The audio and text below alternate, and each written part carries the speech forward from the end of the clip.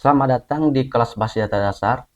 Pada video ini, kita akan belajar Entity Relationship Diagram atau ERD. Proses perancangan basis data memang ada banyak sekali tahapannya. Pertama, mengumpulkan dan menganalisis persyaratan. Kemudian, merancang konseptualitas basis data. Kemudian, memilih sistem manajemen basis data yang biasa kita gunakan atau yang di-request oleh user. Kemudian, merancang logical basis data. Kemudian merancang physical basis data, dan yang terakhir implementasi sistem basis data. Komponen ERD. Yang pertama ada entity. Yang kedua relationship.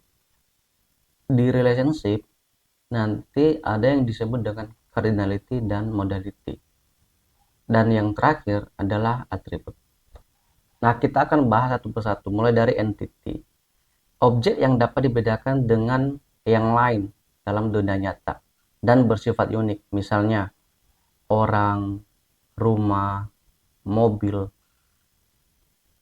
siswa, guru, produk. Itu contoh entity. Kemudian atribut, karakteristik dari entity atau relationship yang menyediakan penjelasan detail tentang entity atau relationship tersebut. Nanti atribut ini atau field itu akan jadi kolom pada tabel. Contoh atribut dari entity mahasiswa, dosen, dan mata kuliah. Di mahasiswa ada NIM, nama, alamat, tempat lahir, tanggal lahir. Dosen ada NIDN, nama, alamat, tempat lahir, dan tanggal lahir. Nah, dengan atribut-atribut ini, dia mampu menjelaskan entitinya. Yang punya NIDN itu adalah dosen. Yang punya NIM itu adalah mahasiswa. Yang terakhir dari komponen ERD adalah relationship.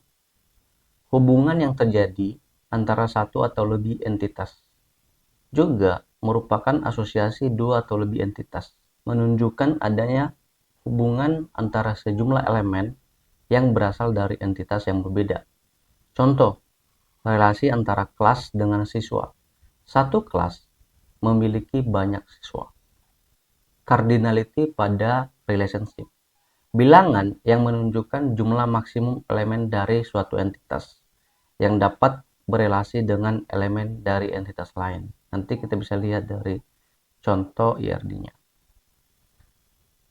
Atau angka yang menunjukkan banyaknya kemunculan suatu objek terkait dengan kemunculan objek lain pada suatu relasi. Yang pertama, relasi one to one.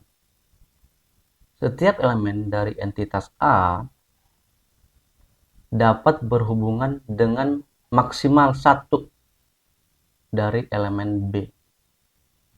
Demikian juga sebaliknya. Nanti kita bisa lihat contohnya. Yang kedua, relasi one to many. Satu ke banyak. Setiap elemen dari entitas A dapat berhubungan dengan banyak elemen dari entitas B.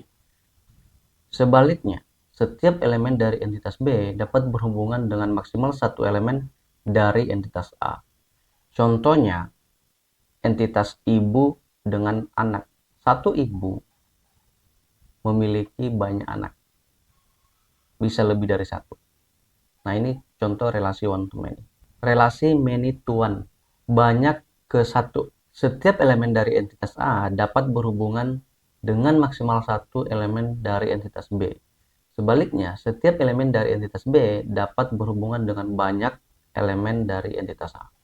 Relasi many to many. Setiap elemen dari entitas A dapat berhubungan dengan banyak elemen dari entitas B.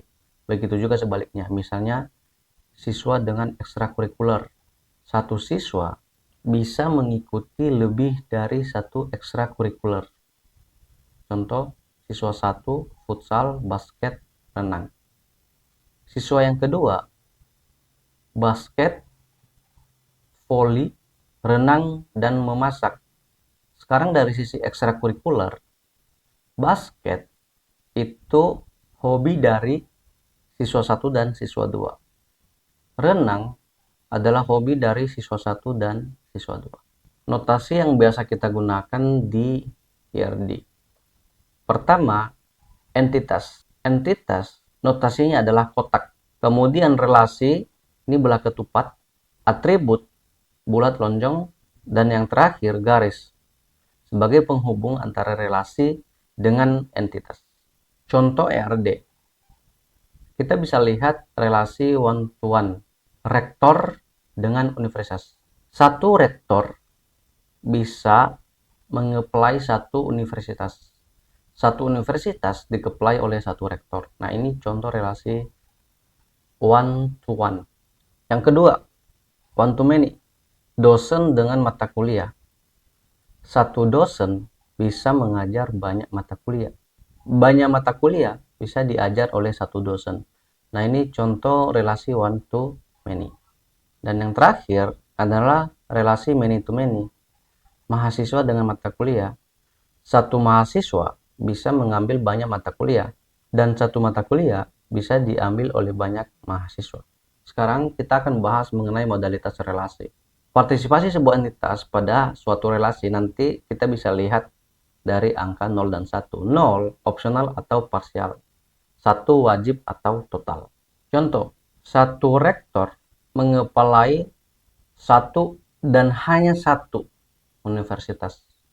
Satu universitas dikepalai oleh satu rektor dan hanya satu rektor.